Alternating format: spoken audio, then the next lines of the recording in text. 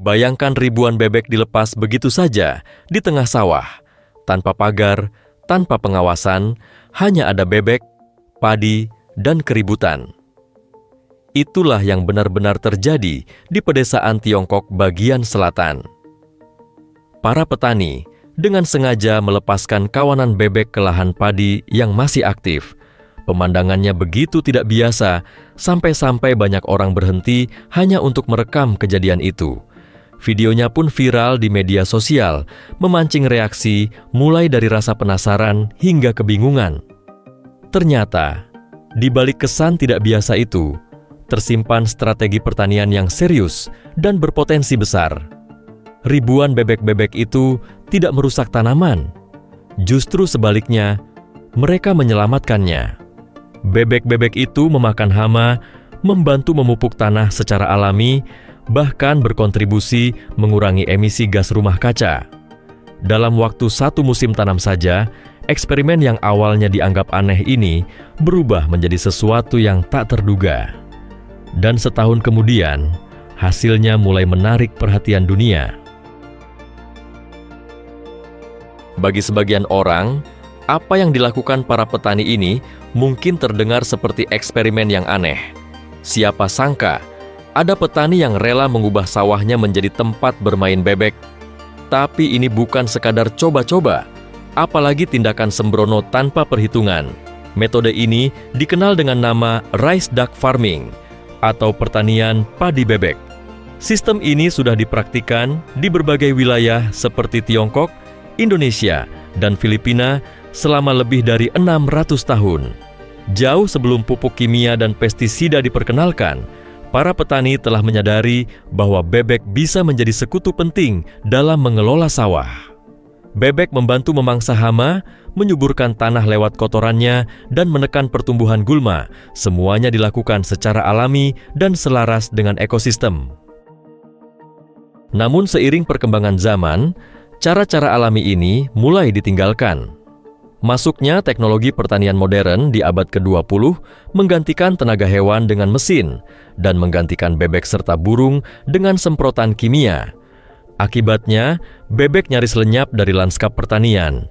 Namun, memasuki awal tahun 2000-an, sejumlah ilmuwan dari Tiongkok, Jepang, hingga negara-negara Asia Tenggara mulai kembali melirik pendekatan tradisional ini.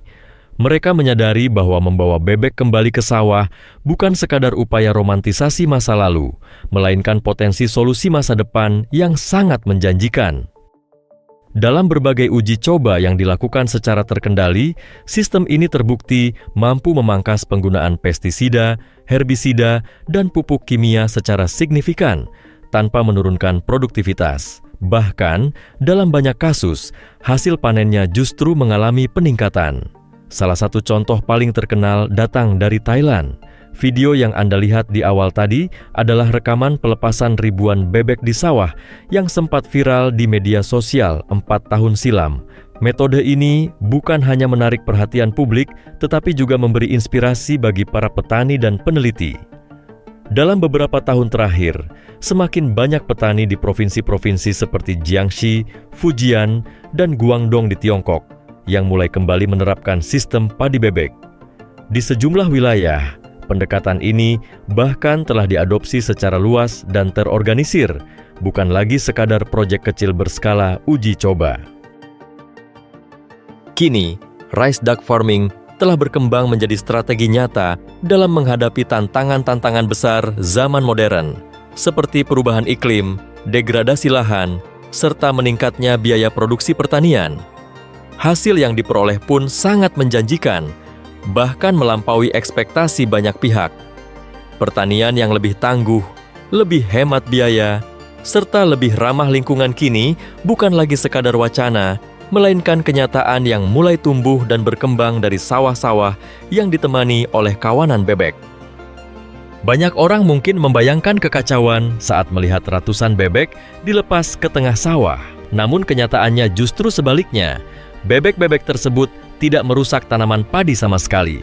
Mereka secara naluriah menghindari batang-batang padi dan langsung memburu apa yang menjadi musuh utama petani, serangga, hama, dan gulma.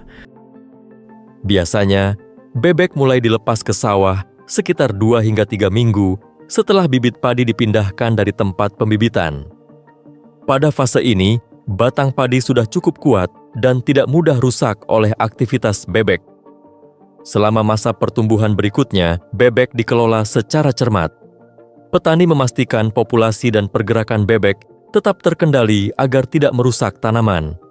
Biasanya, bebek akan dikeluarkan dari sawah sebelum tanaman memasuki fase berbunga, yaitu tahap krusial yang sangat sensitif terhadap gangguan luar.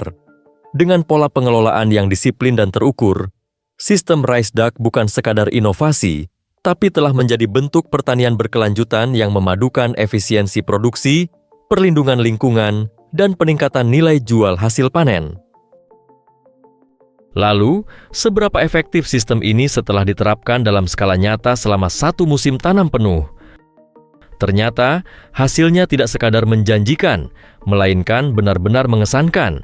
Di berbagai wilayah Thailand, petani yang mulai mengadopsi sistem integrasi bebek dan padi melaporkan adanya peningkatan signifikan dalam hasil panen mereka. Dalam beberapa kasus, peningkatan ini relatif moderat, yakni sekitar 7%, berdasarkan uji coba di berbagai lahan. Namun di lokasi lain, tergantung pada kualitas tanah dan rasio jumlah bebek terhadap luas lahan, kenaikan hasil panen bisa mencapai 18,1%, sebagaimana tercatat dalam studi tahun 2020 yang diterbitkan dalam jurnal Sustainability oleh MDPI.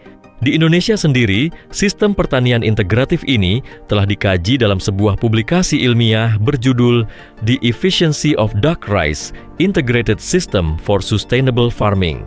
Dalam studi tahun 2021 tersebut disebutkan bahwa dibandingkan dengan sawah konvensional yang tidak menerapkan integrasi bebek, sistem ini mampu meningkatkan produksi padi secara rata-rata sebesar 60,25 kg hingga 77,6 kg per 24 are atau sekitar 323,3 kg per hektar lahan tanam. Tidak berhenti di situ, petani juga memperoleh sumber pendapatan tambahan dari beternak bebek.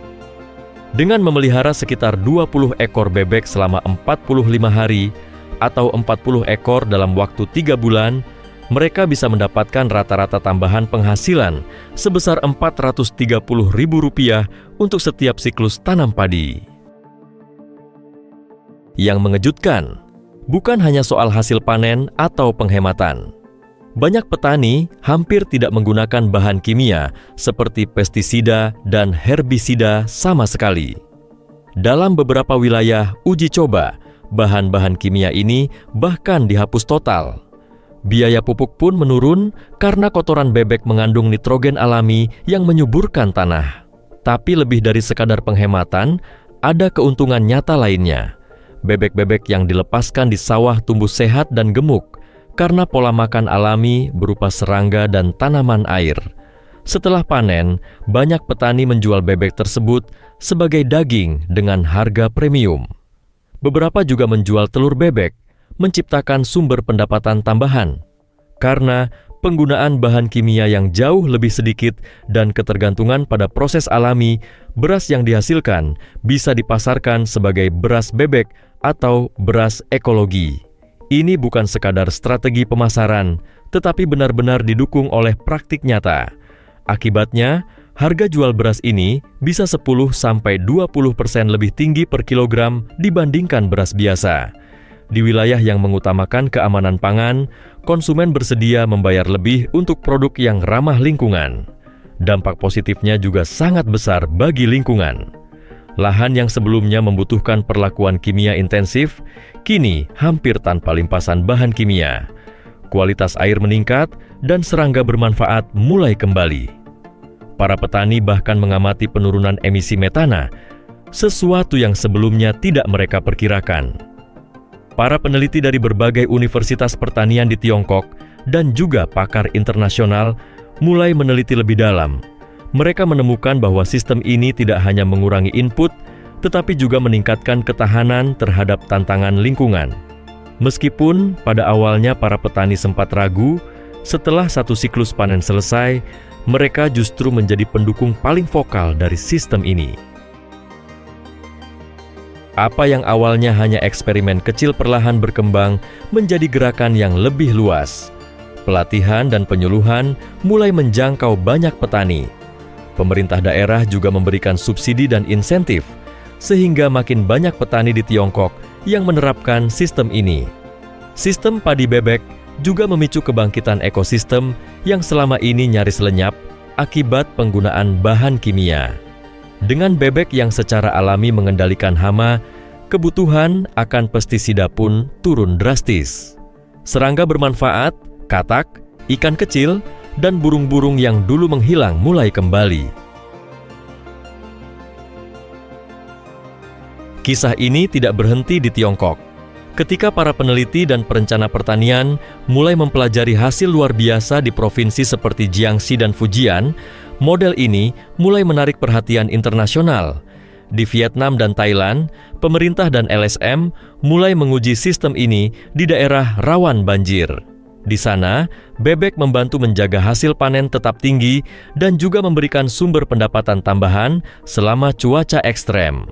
Saat banjir besar menghantam sawah, petani masih bisa menjual bebek mereka sebagai daging atau telur untuk mengimbangi kerugian. Salah satu contoh paling sukses dari sistem pertanian bebek padi jangka panjang datang dari Jepang, khususnya pertanian Furuno di prefektur Fukuoka. Sejak tahun 1980-an, sistem Aigamo yang diperkenalkan oleh Takao Furuno memadukan bebek hibrida dalam sawah untuk mengendalikan gulma dan hama secara alami, mengangin-anginkan air, dan menyuburkan tanah dengan kotoran bebek. Furuno menemukan bahwa melepaskan bebek seminggu setelah transplantasi padi dengan kepadatan sekitar 15 sampai 30 ekor per 0,1 hektar dan mengeluarkannya 8 minggu kemudian mencegah kerusakan tanaman. Pertaniannya yang kini seluas 3 hektar menghasilkan panen yang setara atau bahkan lebih tinggi daripada sistem berbasis kimia dengan nyaris tanpa pestisida dan pupuk sintetis. Di Bangladesh, di mana banjir juga sering terjadi, proyek percontohan yang didukung oleh FAO menunjukkan hasil serupa dengan di Cina, pengurangan biaya, tanah yang lebih sehat, dan peningkatan ketahanan terhadap hama. Namun, sistem ini bukan tanpa tantangan.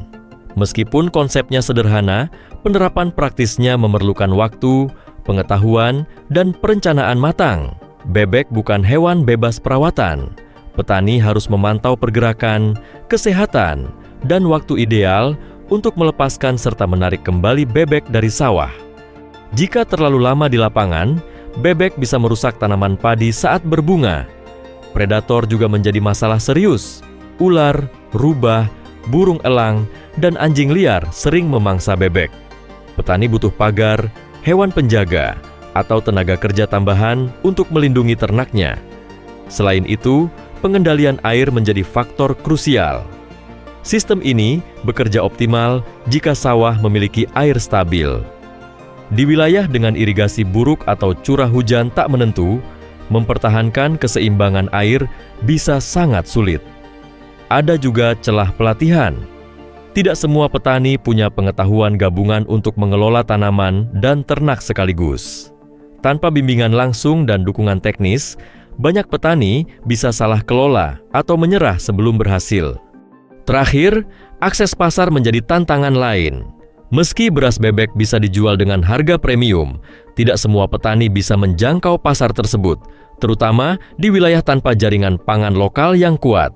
Jadi, ini bukan metode pertanian yang mudah atau tanpa risiko. Tapi sistem bebek padi jelas menunjukkan bahwa harmoni dengan alam bisa membawa hasil luar biasa. Bagaimana menurutmu? Apakah sistem seperti ini bisa diterapkan di sawah-sawah Indonesia? Tulis pendapatmu di kolom komentar.